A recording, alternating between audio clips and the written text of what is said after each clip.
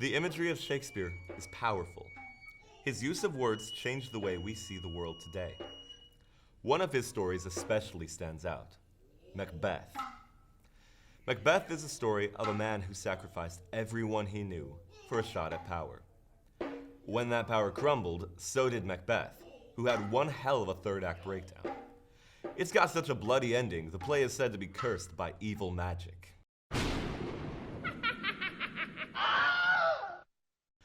That's one of a few good reasons we're not going to be talking about Macbeth today. Instead, let's talk about one of its best adaptations, Throne of Blood.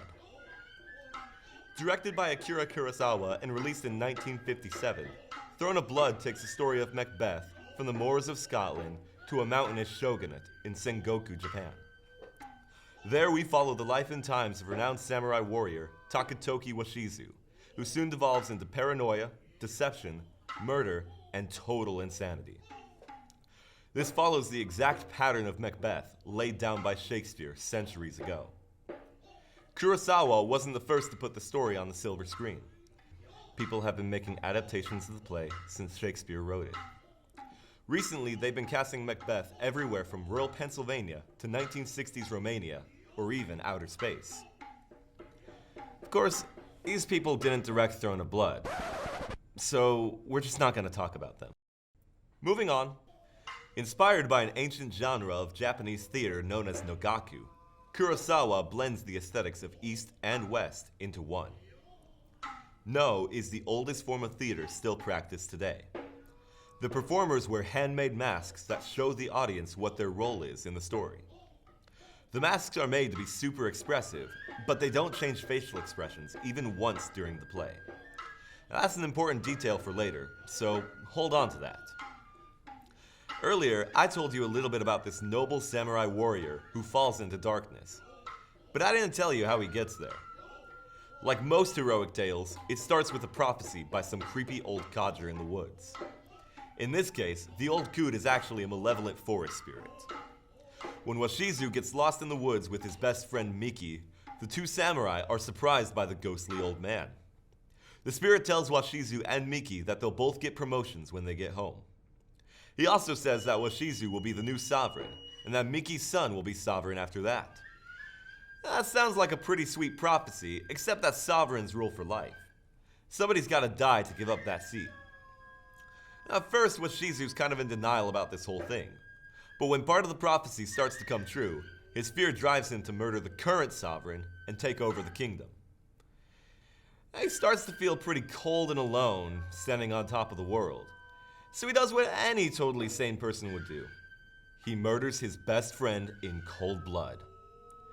Miki's ghost comes back with a vengeance and crashes Washizu's party. Cue mental breakdown. It isn't long before the rest of the world comes crashing down around him too. The spirit prophesies again, deceiving Washizu into believing he's invincible. When he realizes he's not, he desperately tries to rally his men to save him. He doesn't pass the vibe check. They fill him with arrows on principle. And like that, our beloved homicidal samurai is dead. The movie ends with his castle disappearing into the mountain mist, almost like it never existed. Now on the surface, this story sounds just like any other version of Macbeth. But there are a few key differences that change the theme and cause it to stand out. Macbeth is pretty much a story about lies, ambition, spooky magic, and psychopathic narcissism. Throne of Blood grounds that story, channeling fear and deception as two focal points. Fear is the most important part as far as characterization goes. Earlier in the movie, right after Washizu and Miki hear the forest spirit's prophecy, they return home to find they've been promoted by the sovereign, just like they were promised. But instead of celebrating, the two friends skulk away terrified. Remember how I said no masks never change their expression? Yeah, this scene is an example of why that's so important. The characters don't easily change expressions. And when they do, they go from looking like one mask to looking like another. Take a look at this. For most of the movie, Washizu wears the expression of Haida, a mask that represents brave warriors in no theater. However, whenever he's scared, he starts to look more like a demonic Tengu instead. These mask-like expressions show us that there are spiritual implications behind every action a character takes. You may also notice that there's a hell of a lot of fog in this movie. This fog represents deception. It's important to remember that in cinema, you lose an element of world building that books and plays often have.